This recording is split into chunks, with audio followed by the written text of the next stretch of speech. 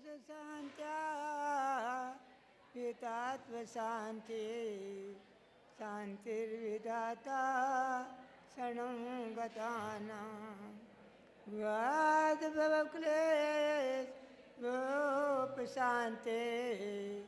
शान्तिर्जिनों में भगवन शरण्य शान्तिर्जिनों में भगवन शरण्य।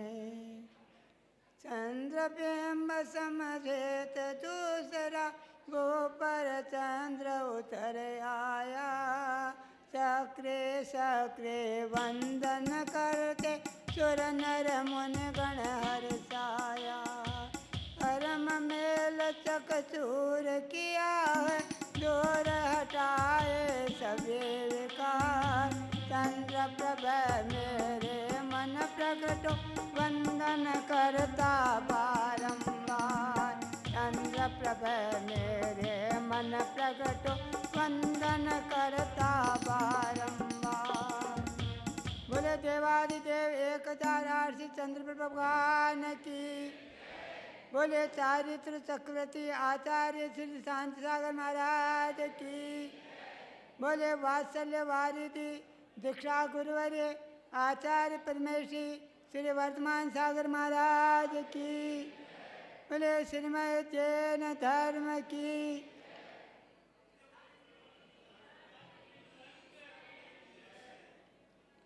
देखिए आज संसार के जीव प्रत्येक जीव सुख चाहता है और दुख से भयभीत रहता है। सबको सुख चाहिए लेकिन सुख कहाँ मिलेगा, सुख की खोज कहाँ मिलती है भैया। सुख तो अपनी आत्मा में है।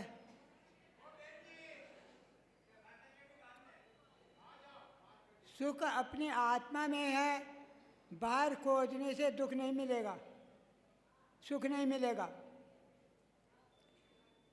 देखिए एक बार क्या हुआ कि एक व्यक्ति कलकत्ता गया और उसने कुछ व्यापार किया और पैसा कमा लिया। अब पैसा कमा करके वो सोच रहा था कि मुझे वापस अपना देश जाना है, इतनी संपत्ति में लेके जा नहीं सकता, क्या करे। पहले का ज़माना था, ऐसा भी नहीं था कि जल्दी से लेके आ जाए। उसने क्या किया कि वहाँ पर अपनी पूरी संपत्ति बिक्री कर दी और उसने कुछ रत्न खरीद लिए। जब वो रत्न खरीदा था उस समय क्या हुआ कि एक कोई साथी से चोर था, उसने उसको देख लिया कि अब ये रत्न इसके मुझे चुराने हैं। ठीक है भाई, कोई बात नहीं। दोनों अपने साथ चल रहे हैं, दोनों ट्रेन में गाड़ी में बैठ गए।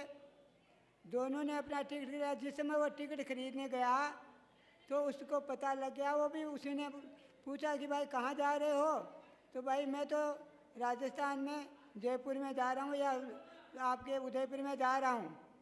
ठीक है, कोई बात नहीं। उसने भी वही टिकट खरीद लिया, दोनों गाड़ी में बैठ गए। अब वो सेठ भी था, वो कमती चालाक नहीं था। उसने समझ लिया कि ये मेरे पीछे लग गया है और ये निश्चित ही मेरे रत्न चुराना चाहता है। ठीक है, दोनों अपने ट्रेन में बैठ गए, दोनों की सीट पास पास आ गई। अब क्या हुआ कि जब वो रात में शाम के टाइम पे चोर सोच के लिए गया तो उसने सेठ ने क्या किया कि वो रतन थे उसके बैग में नीचे छिपा के रख दिए। उसी के बैग में, दूसरे बैग में नहीं, उसी के बैग में रख दिया और आराम से सो गया। अब वो चोर आया वापिस, अब संभालता है, इधर देखता, उसकी जेबें संभाल सब टटोल लिया, वो आराम से सो रहा है। उसे ध्यान जरूर रख रहा है कि ऐसा नहीं कोई बैग भी संभाले अपना, लेकिन ठीक है। अब वो सो गया।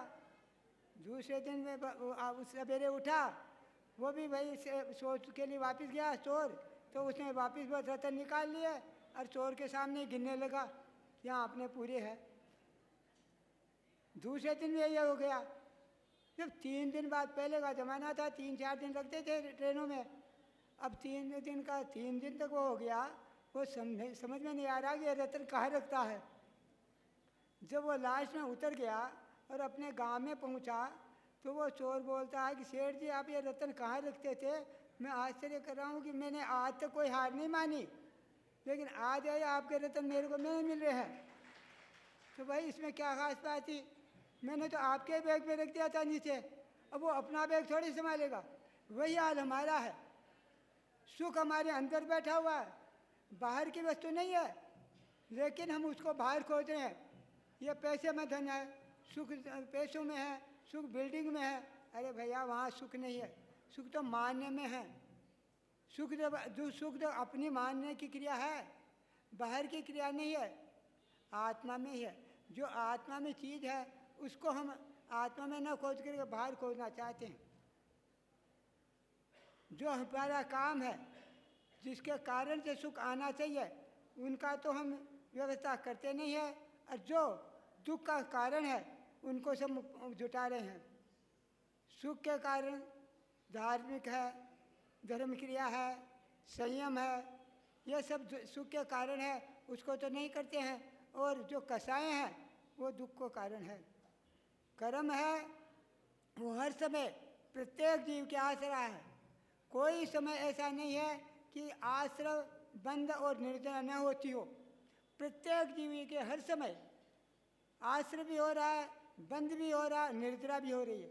हाँ, ये बात दूसरी है कि जिस निर्जरा को अपन निर्जरा मानते हैं, मोक्ष मार्ग में जो कारण निर्जरा है वो निर्जरा नहीं हो रही है, लेकिन प्रत्येक समय जो कर्म हमने बांधे थे उसका समय आने पर उदय आकर के और वो जा रहा है, वो निर्जरा हो रही है। वो निर्जरा काम की नहीं है, सविपाक निर्जरा है, वो कोई मतलब नहीं, समय आया और चले गए। तो प्रत्येक जीव हर समय आश्रय बंद और निर्जरा कर रहा है। अब यह हाथ में अपने हैं कि हम आश्रय जो कर रहे हैं वो कैसा करें, कौन सा करें।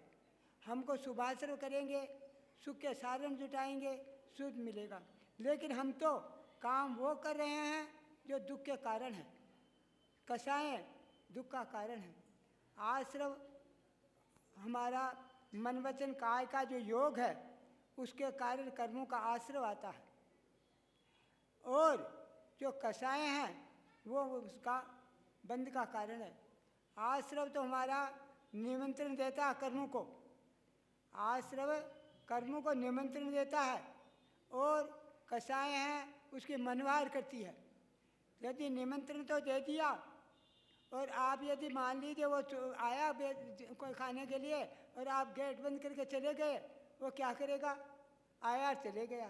तो वो योग की दिया जिसमें जो कसाई रहित आश्रय होता है, जिसको इतियापत आश्रय कहते हैं, वो होता है कसाई रहित। वो तो होता है आपका 11वां 12वां 13वां स्थान में, लेकिन जो कसाई सहित आश्रय हो रहा है वो होता है आश्रय बंध का कारण। तो कसाय बंध का कारण है। यदि हम कसाय नहीं करेंगे कब बंध नहीं होगा। क्रोध मान माया लोभ, ये चारों कसाय हैं। क्रोध मान माया लोभ, इसके भी 4 भेद हैं, लेकिन क्रोध कसाय सबसे महान हानिकारक है। क्रोध का मुख्य स्थान है आपको नरक, माया का स्थान है त्रियंच गति, मान मनुष्य में ज़्यादा होता है, और लोभ का है देवों में। देखिए देवों में किसी प्रकार का दुख नहीं है, कोई प्रकार का उनको शारीरिक दुख नहीं है, लेकिन मानसिक दुख उनको सबसे ज़्यादा है। क्यों? कि वो दूसरे को सुख को दुख मानते हैं। हमारा संसार में सबसे बड़ा कारण दुख का दूसरे का सुख ही है। यदि दूसरे का सुख हम नहीं, दूसरे का सुख है वो दुख का कारण है, अपना दुख दुख का कारण नहीं है। दुख सुख मानने पर है। कैसे? जैसे एक बच्चा है और आपका उसका गाड़ी में अंदर, उस बच्चे का गाड़ी में एक्सीडेंट हो गया और उसके हाथ थोड़ा फ्रैक्चर हो गया। अब बताइए वो सुख का कारण है ना दुख का कारण? बताइए, दुख का कारण है तो। लेकिन आप घर में घी के दीपक जलाते हैं और वो कहते हैं कि बहुत बड़ा कोई पुण्य किया था जो, अरे भाई वो पुण्य का कारण है क्या? दुख का कारण है तो। लेकिन वही आप उसमें सुख मान रहे हैं। क्यों? क्योंकि उस गाड़ी में 50 आदमी थे, 40 तो मर गए, 5 सीरियस पड़े हैं, और आपके बच्चे का हाथ ही टूटा। अब आप क्या कर रहे हैं कि कोई दिया लिया था जो हमारा पुण्य से या बच गया? बताओ, पुण्य का कारण है। और वही सेम घटना मैं आपसे पूछता हूँ कि वही सेम घटना, उस एक बच्चे का तो हाथ टूटा और किसी के चोट भी नहीं लगी। अब आप क्या कर रहे हैं कि ये एक्सीडेंट मेरे बच्चे का था या पाप का उदय मेरे लड़के के लिए आया था? तो बताइए, वो पाप का उदय हो गया, वो पुण्य का उदय होगा? क्यों? कि दूसरे का दुख था वो आपने सुख माना, और दूसरे का सुख था उसको आपने दुख माना।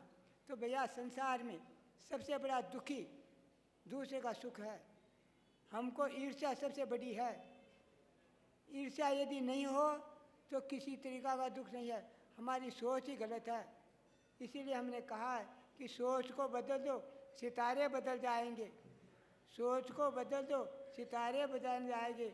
नज़र को बदल दो, नज़ारे बदल जाएंगे। किस्तियाँ क्यों बदलते हो मेरे भाई? किस्तियाँ क्यों बदलते हो मेरे भाई? दिशा को बदल दो, किनारे बदल जाएंगे। दिशा को बदल दो, किनारे बदल जाएंगे। हमारी सोच ही उल्टी है। यदि हमारी सोच सही हो, हम अपनी चिंता करें, कोई किसी को दुख नहीं होगा। लेकिन हम तो दूसरे की चिंता करते हैं कि इसके ज़्यादा क्यों हो गया, इसके मेरे एक ही मकान बना, इसके 2 क्यों मकान बन गए? अरे तो आपके पास जितना था उसमें संतोष कर लो। उसमें संतोष करोगे कोई तरीका का तकलीफ ही नहीं होगी। लेकिन हमको तो संतोष नहीं है। संसार में सबसे सुख का कारण है संतोष। यदि संतोष आ जाए तो सारे सुख एक तरफ और संतोष सुख एक तरफ है। मान्यता ही सबसे मोटी है। कर्म आते हैं उस समय हमको पता नहीं लगता है। हम हंस हंस के कर्म बांध लेते हैं और जब उदय में आते हैं तब रोते हैं। हमें यह भी पता नहीं लगता कि हमने कर्म बंद किया है। एक किसान था और वो अपने खेत में बीज बो रहा था, तो बगल वाले खेत में वाले ने पूछा, भाई क्या बो रहे हो? बोले नहीं बताऊंगा। अरे भाई बता दो क्या बो रहे हो? बोले नहीं बताऊंगा। ठीक है भाई, कोई बात नहीं। कुछ दिन में जब वो ऊपर आएंगे तो पता लग जाएगा। जब वो ऊपर अंकुर बन करके ऊपर आए तो अपना अपना पता लग गया क्या बोए थे। उसी प्रकार जब हम कर्म बंद करते हैं उसमें पता नहीं लगता कि हमने क्या कर्म बंद कर लिया। हंसते हंसते बांध लिया, मजाक में बांध लिया, और जब उसका उदय आता है उस समय हम रोते हैं कि मैंने तो ऐसा किया ही नहीं था, मैंने तो कुछ किया ही नहीं, ये कैसे हो गया?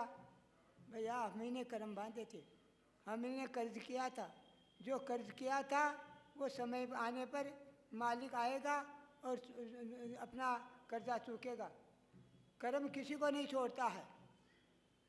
कर्म किसी को, जिस प्रकार कैमरा निरंतर चल रहा है, कैमरा निरंतर चल रहा है, एक समय भी बंद नहीं हो रहा है।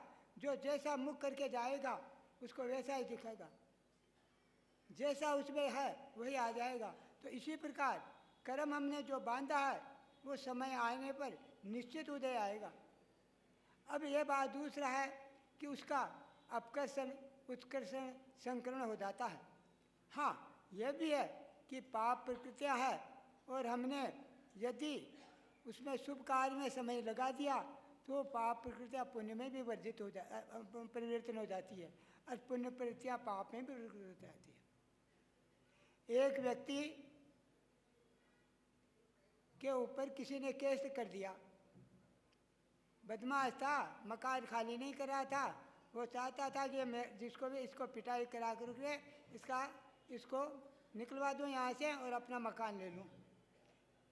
अब क्या हुआ कि उसने उसको पैसा खिला करके और केस कर दिया और वो चले गया। अब थानेदार था, उसने पुलिस वाले को भेजा कि जाओ उसको पकड़ के लाओ। उस समय क्या हुआ कि उस समय शिव चक्र विधान चल रहा था और 1008 अर्घ चढ़ा, 1024 अर्घ चढ़ाने थे। अब आप जानते हैं कि जब 1024 अर्घ चढ़ाते हैं तो टाइम लगता बहुत, और थोड़ा गाने बजाने वाले भी थे, वो भी थोड़े से कर रहे थे, तो टाइम और ज़्यादा लग गया। तो सवेरे 6 बजे 7 बजे बेचारा गया, वो जाकर के पूजा में बैठ गया। अब पुलिस वाला वहाँ गया।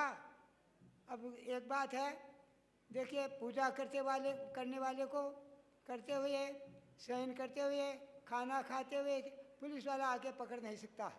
हाँ, उसके घेरा डाल लेगा, पकड़ने के लिए घेरा डाल लेगा, लेकिन उसको पकड़ के नहीं ले जा सकता।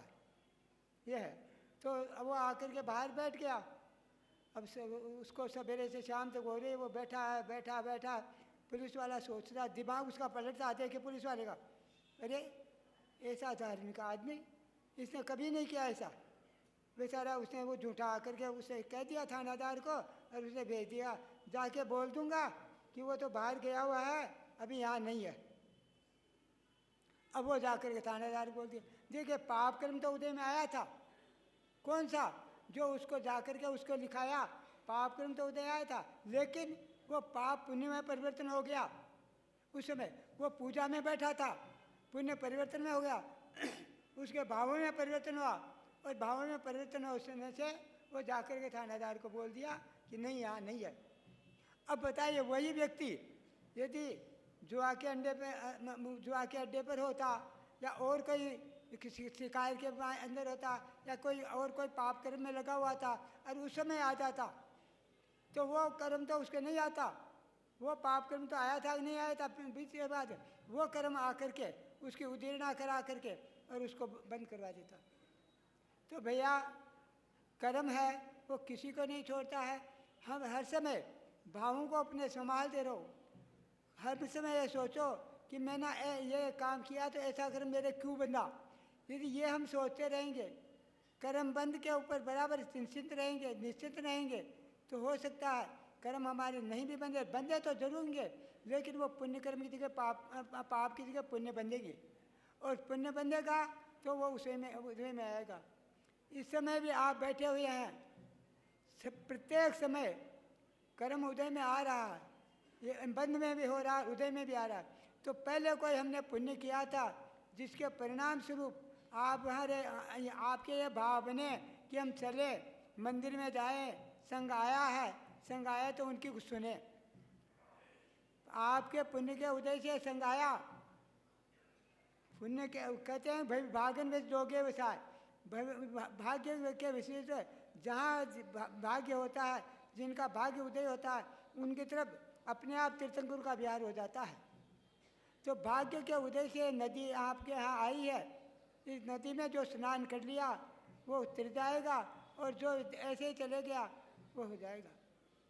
जिसके पास जितना पात्र है उतना अपना ले आता है।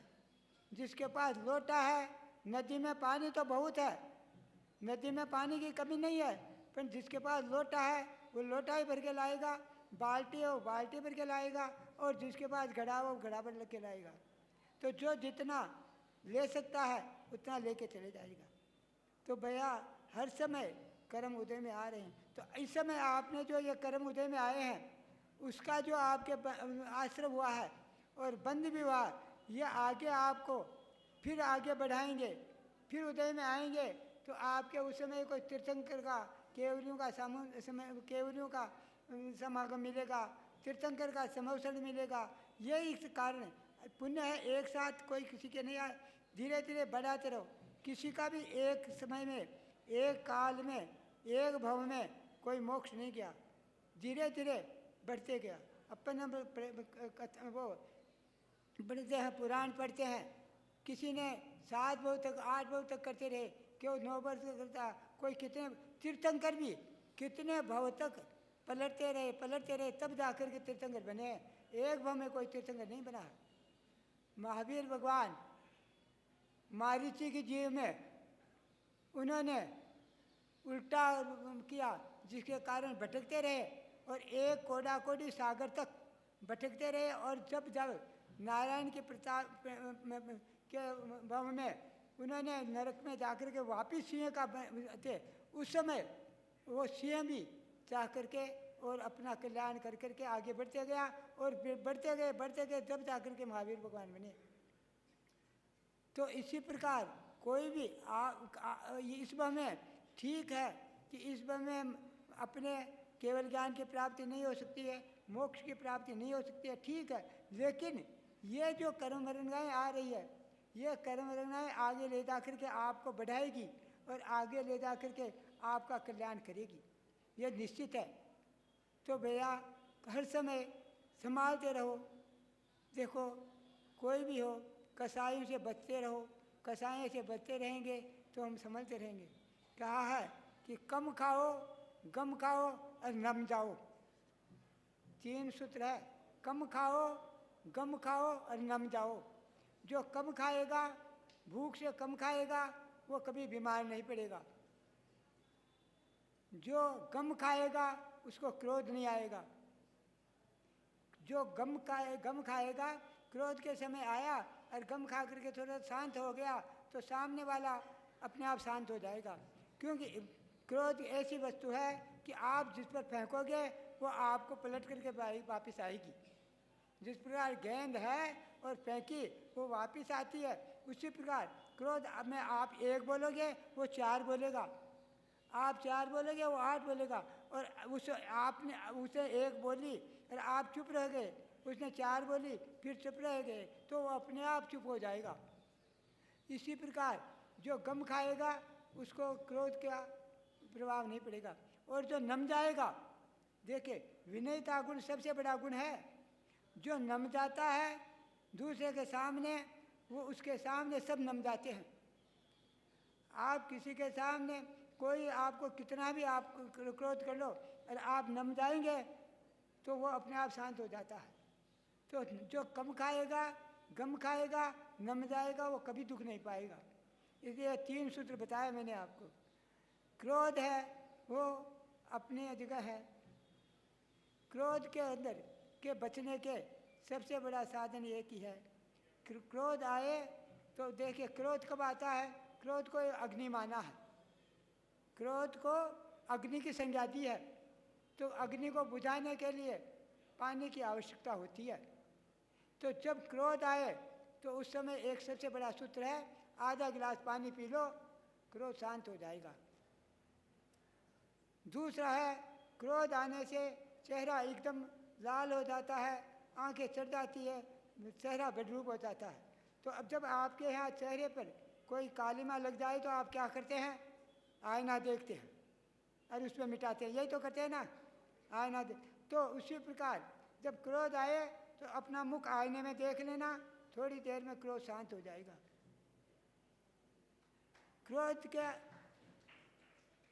क्रोध आए तो उस समय वहाँ से हट जाइए।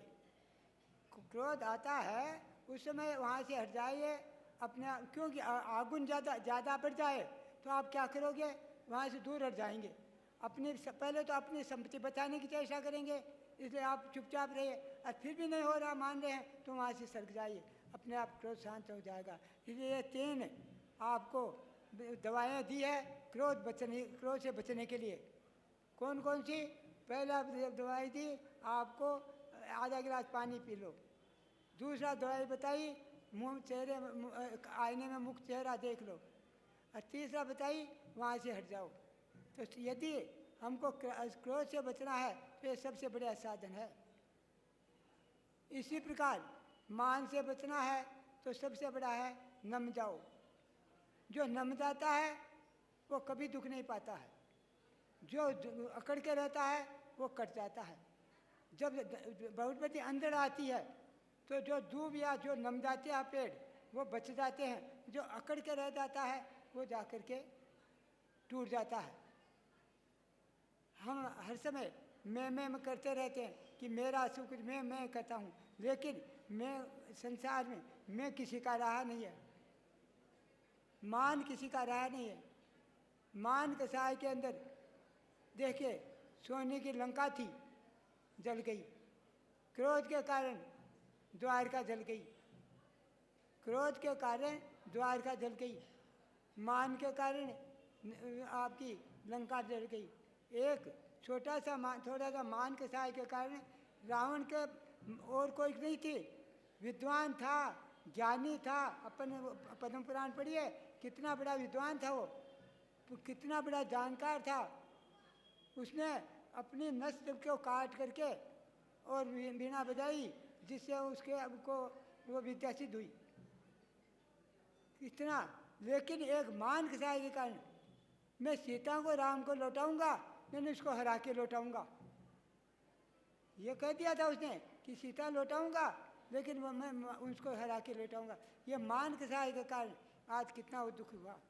क्रोध के कारण दीपाई मुनि की क्या हालत हुई। तो एक एक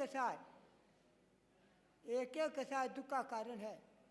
हर समय जिस समय हम दुख उसमें करें तो थोड़ा विचार करने लगा चाहिए कि ये हम क्यों करें, इसकी शांति कैसे हो सकता है सासू बहू में थोड़ी सी अनबन हो गई, सासू के सामने यदि बहू जा कर के नम जाती है, उसका गुस्सा शांत हो जाता है।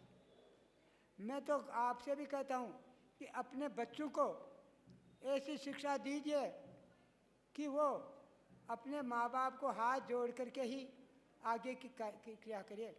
उनका जो आपका आशीर्वाद उनको मिलेगा, जो आपका आशीर्वाद मिलेगा वो उनका फलीभूत होगा। और आगे से वो ऐसा देखिए, बच्चों को आप यदि ये नियम दिलवा देंगे साधु के सामने जा कर के कि भैया माँ बाप के हाथ जोड़ करके ही बाद में खाना खाओ, थोड़ा सा छोटा सा नियम है, कुछ नहीं है। यदि यह नियम आपने दिला दिया और वो बच्चा जब आपको हाथ जोड़ करके नमस्कार करता है, तो बड़ा होने के बाद में भी उसके परिणाम यही रहेंगे कि मैं माँ बाप को हाथ जोड़ूं। जल्दी से उत्कंठता नहीं आएगी। इसलिए जितना आप बचा सकते हो अपने भी, आप तो है ही, बच्चों को भी संभाल के रखना पड़ता है। अपने हमने संस्कारी बच्चों को देना आजकल छोड़ दिया है। भेज दिया स्कूल में, बच्चे संभालो, माँ बाप उनको पूरे से दूध भी नहीं पिला रही है, माँ उनको वो नहीं दे रही। उसी का कारण यह है कि आज हमारे संतान भी हमको आगे जाकर दुख देती है। जैसा हम करेंगे वैसा ही हमको भी मिलेगा। एक बार एक लड़का और बहू अपने सासू ससुर को, अपने माँ बाप को इतना दुखी करता था कि सीमा के बाहर। उनको खाने के लिए भी नहीं देता था, पूरा सा उनसे बात भी नहीं करता था, और कटोरा में की जगह मिट्टी के सिकोरे में खाना देता था। बहू आई, वो देखी कि ये तो यहाँ तो बहुत बुरी बात है, अच्छी चीज़ नहीं है ये तो, क्या करे। तो उसने क्या किया कि वो जो सिकोरा या कोई चीज़ देती थी वो ले जा इकट्ठा करने लग गई। तो सासू बोलती है बहू को कि ये क्यों कर रही है। बोले मैं इसलिए इकट्ठा कर रही हूँ कि जब आप बूढ़े हो जाएंगे तब मैं भी इनमें खिलाऊंगी आपको, इसलिए मैं इकट्ठा करके रख रखी हूँ। सासू ने सोची कि ये तो बड़ी मुश्किल हो गई। दूसरे दिन से माँ बाप की, सासू ससुर की अच्छी से इज्जत करने लगे और वापस अच्छे से खिलाने लगे। तो भैया जैसा हम करेंगे वैसा हमको भी वापस मिलने वाली है। हम यदि माँ बाप के प्रति ऐसा करेंगे तो हमारी संतान भी हमारे प्रति ऐसे ही करेगी। हम संस्कार डालना हमारे हाथ में है, जैसे संस्कार डालेंगे हम वैसा ही होगा। इसलिए आपसे भी यही है कहना कि एक तो ये बताया कि दूसरे का दुख अपना सुख मानूं, कि ये दुख अपना, दूसरे का दुख भी अपना दुख मानूं कि ये मेरे लिए है। दूसरे का सुख देख करके दुखी मत हो। दूसरा ये बताया कि क्रोध से जितना बच सकते हो उतने बचो। तीसरा बताया कि पाप कर्म न करके पुण्य वर्गणाएँ जितनी इकट्ठा करेंगे उतना